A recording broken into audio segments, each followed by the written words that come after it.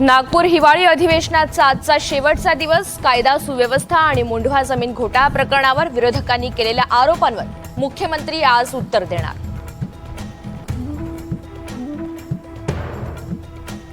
हिवाळी अधिवेशन विरोधी पक्षनेत्याशिवायच संपणार. सभागृहाचं कामकाज संपल्यावर विरोधकांची पत्रकार परिषद, तर मुख्यमंत्री देवेंद्र फडणवीसही पत्रकार परिषद घेऊन विरोधकांच्या आरोपांवर बोलण्याची शक्यता. मराठी शाळा बंदच्या मुद्द्यावर दादरमध्ये मराठी अभ्यास केंद्राकडून राज्यस्तरीय परिषदेचं आयोजन.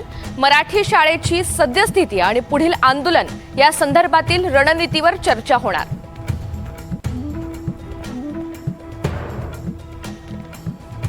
डिसेंबरला देशात मोठा राजकीय भूकंप होईल. एका स्टिंग ऑपरेशनमुळे अनेक जण अडचणीत येणार. भारताचा पंतप्रधान बदलून मराठी माणूस पंतप्रधान होणार. माजी मुख्यमंत्री पृथ्वीराज चव्हाण यांचा मोठा दावा.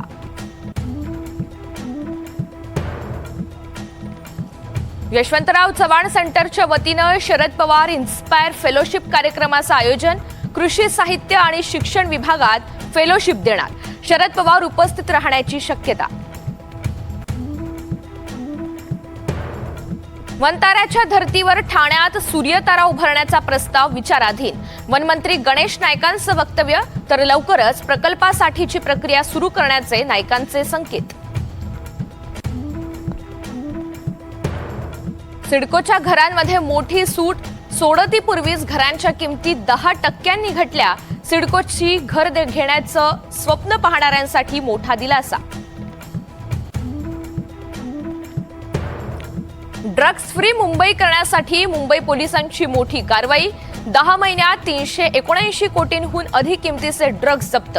1195 आरोपींना अटक. वसईत 5 वर्ष चिमुकलीचे अत्याचार आणि हत्या प्रकरणी एका आरोपीला अटक. तब्बल 18 वर्षांनंतर फरार नराधमाला उत्तर प्रदेशातून अटक. वसई पोलिसांची मोठी कारवाई. मध्य पश्चिम आणि ट्रान्स हार्बर रेल्वे मार्गावर आज मेगा ब्लॉक. ट्रान्स हार्बर मार्गावर ठाणे वाशी नेरूळ स्थानकादरम्यान ब्लॉक. विविध अभियांत्रिकी देखभालीच्या कामांसाठी ब्लॉक.